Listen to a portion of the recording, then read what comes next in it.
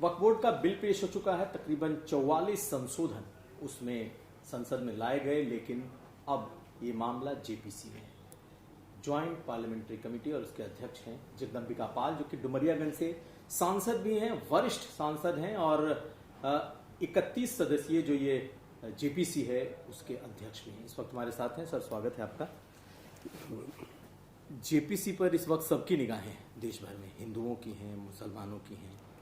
सब यही सोच रहे हैं कि आखिर जेपीसी में क्या होगा।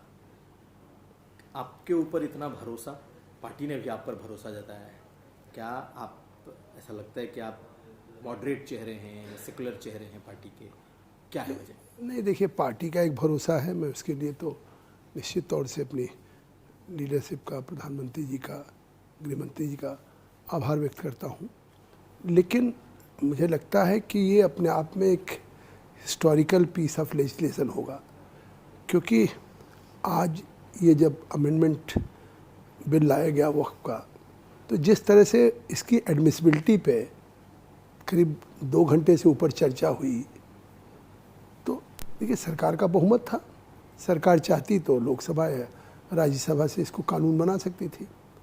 लेकिन इसके बावजूद भी जब विपक्ष, जैसा आपने कहा कि काफ़ी संशोधन लेकर के आए या उन्होंने ऐतराज़ किया, तो सरकार ने ही इसको कहा कि ज्वाइंट पार्लियामेंट्री कमेटी को रेफ़र कर दिया जाए, जिससे कि इसमें जो भी लोगों के कंसर्न्स हों, चाहे अपोजिशन के हों या देश के हमारे वक्फ बोर्ड के लोग हों या जिस भी फ़िरके से, सेक्ट से ताल्लुक़ रखते हों, ली हो, सभी के स्टेक होल्डर्स को सुन लिया जाए और सुनने के बाद एक ऐसी कंसेंसस के साथ एक कानून बनाया जाए जो देश के जिस पर्पज से ये वक्फ का है कि लोग अगर अपनी ज़मीन को, प्रॉपर्टी को दान देते हैं चैरिटेबल पर्पजेज के लिए या रिलीजन पर्पजेज के लिए, उसका उसी मायने में सही इस्तेमाल हो।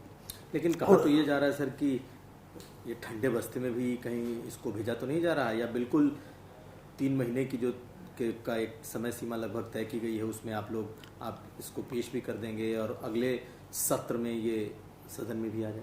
देखिए, लोकसभा अध्यक्ष जी ने रेफर करते हुए कहा है कि इसको अगली जो लोकसभा का सत्र होगा उसके फर्स्ट वीक में हमको सबमिट करना है। तो लगभग 3 महीने का समय है। पहली बैठक हम 22 अगस्त को बुला रहे हैं और इसके लिए चाहे लगातार बैठ के करना पड़े या ज़्यादा देर बैठना पड़े, मुझे लगता है कि सभी की राय है कि एक अच्छा इस पे अमेंडमेंट आए, एक अच्छा कानून बने और इसका देश में लोगों को इसका फ़ायदा मिले। तो निश्चित तौर से ये हम लोग जेपीसी का 3 महीने में एक्सरसाइज करके जो स्पीकर का एक डायरेक्शन है उसके मुताबिक हम अगले सेशन में हम फर्स्ट वीक तक इसको कहीं से ठंडे बस्ते में जाने वाला नहीं, सवाल ही नहीं। आखिर 22 तारीख से बैठक शुरू हो रही है, अभी 1 सप्ताह भी नहीं हुआ उसको गठन हुए और हम इसमें लगातार बैठ के स्टेक होल्डर से क्या आप औपचारिक, अनौपचारिक सब तरह की बैठकें करेंगे? ये जो 31 लोग इसके मेंबर हैं वो तो बैठेंगे ही, इसके अलावा कौन लोग हैं जिनसे आप देखिए, अब पहली बैठक होगी, मंत्रालय ब्रीफ करेगा जो हमारे सदस्य हैं इस जेपीसी में, उनकी क्या राय है उसका हम समावेश करेंगे। किस तरीके से देश के वक्फ बोर्ड्स के चेयरमैन्स को या इससे जिनके इंटरेस्ट हैं उन सब को हम अधिक से अधिक लोग सुनेंगे और जितने स्टेक होल्डर्स होंगे, इसलिए कि सबकी राय आ जाए, तभी तो सबकी राय पे करके हम सब लोग एक मत बन करके एक अच्छा कानून हम बनाएंगे। सर, आप अध्यक्ष हैं, इसके नाते पूछ रहा हूँ, हालांकि आप तो अभी रिपोर्ट तो ही बनेगी। आपको क्या लग रहा है, 44 संशोधन हुए हैं, आपको लगता है कि इतने संशोधनों की ज़रूरत थी है, या आपको लगता है कि ये संशोधन कम होंगे 25, 30, 50%, 60%? देखिए, हम निश्चित तौर से कह सकते हैं कि देखिए, पार्लियामेंट में एक चीज़ आती है। अब पार्लियामेंट में अगर कोई अप्रहेंशंस होता है तो उस पर चर्चा भी होती है, तो विपक्ष इसलिए ले आता है कि समझता है कि शायद इसके बावजूद भी बहुमत है सरकार की, कानून बन जाए। लेकिन अगर वो जो चीज़ें, जो भी कंसर्न्स हैं या चाहे जो भी उनके मन में इसमें संशोधन के उठ रहा, तो अब जब सरकार ने इसको जेपीसी के लिए रेफ़र कर दिया है तो पूरा अवसर है कि वहाँ पे सारी चीज़ें उठाई जाए। मंत्रालय उसका जवाब देगा, जितने स्टेक होल्डर्स आएंगे, एविडेंसेज आएंगे, उनकी राय आएगी।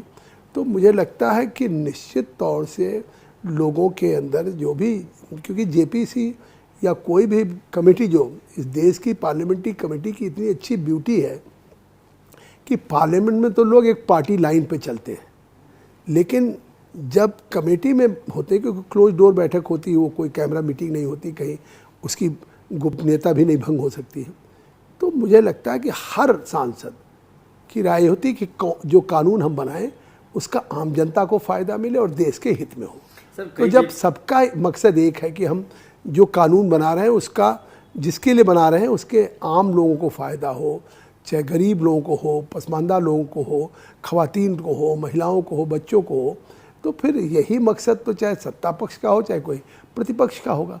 तो जब सबका मकसद एक है तो मुझे विश्वास है कि ये सर्वसम्मत से पास। लेकिन सर, उसमें हिंदुओं का कंसर्न है कि जो वक्फ बोर्ड होता है, मुसलमान अगर किसी ज़मीन पर हाथ रख दें तो वो वक्फ हो जाता है। मुसलमानों का कंसर्न है कि हमसे हमारी ज़मीन छीनी जा रही है। अब देखिए ये सब विषय अभी टर्म्स ऑफ रेफरेंस, जब वो हमारे उस कमेटी की बैठक होगी तो जो बिल है उस बिल से जो मुतल्लिक सारी चीज़ें हैं हम उस पर विचार करेंगे। जो हमारे स्टेक होल्डर्स हैं या जो हमारे तमाम इदारे हैं, तमाम संस्थाएं जिनको हम बुलाएंगे, उनसे आएंगे तो फिर वो सारी बातचीत होगी। सर, जितने भी सदस्य हैं, हमने कई लोग जो इसमें मेंबर हैं, वो उन सबों ने जब पार्लियामेंट में ये बिल पेश किया जा रहा था तो सबने इसका खुलकर विरोध किया, चाहे समाजवादी पार्टी की तरफ से सदस्य हों, चाहे मोहम्मद असदुद्दीन ओवैसी हों। जितने लोगों ने विरोध किया था लगभग सबके सब मेंबर हैं। तो आपको कैसे लगता है कि इस पे कंसेंसस बनेगा? कहीं वैसे पुराने जेपीसी का तो हाल नहीं होगा? बहुत सारे जेपीसी आज भी ठंडे बसते हैं। वो सब जिम्मेदार लोग हैं, सब अच्छे लोग हैं।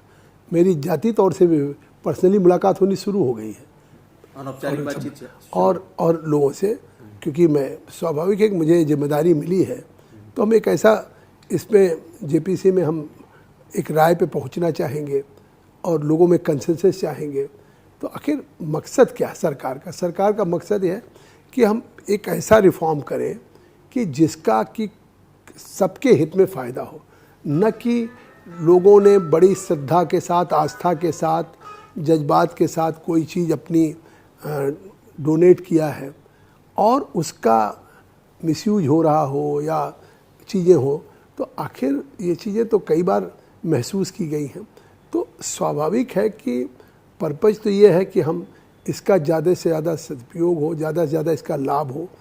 और कोई मेंबर ऑफ पार्लियामेंट है तो मुझे लगता है कि सब बहुत जिम्मेदार लोग हैं और निश्चित तौर से सब लोग एक राय पे पहुँचेंगे। सर, आखिरी सवाल है कि ये मामला बहुत सेंसिटिव और बहुत ही ज़्यादा कह सकते हैं कि कम्युनली सरचार्ज मामला है।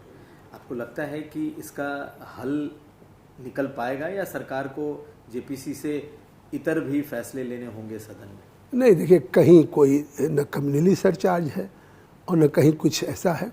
सदन में भी जब बिल पे एडमिसिबिलिटी पे उस पर डिबेट हो रही थी तो स्पीकर साहब ने सभी पार्टी के नेताओं को दिया, उससे हट के भी लोगों को दिया और 2 से 3 घंटे तक किसी एडमिसिबिलिटी पे, जबकि रूल 72 क्या है लोकसभा चलन में कि अगर किसी बिल को आप विरोध करना चाहते हैं, अमेंडमेंट लाना चाहते हैं या नहीं पेश करने देना चाहते तो केवल एक संक्षिप्त वक्तव्य देंगे, लेकिन स्पीकर ने सबको अवसर दिया।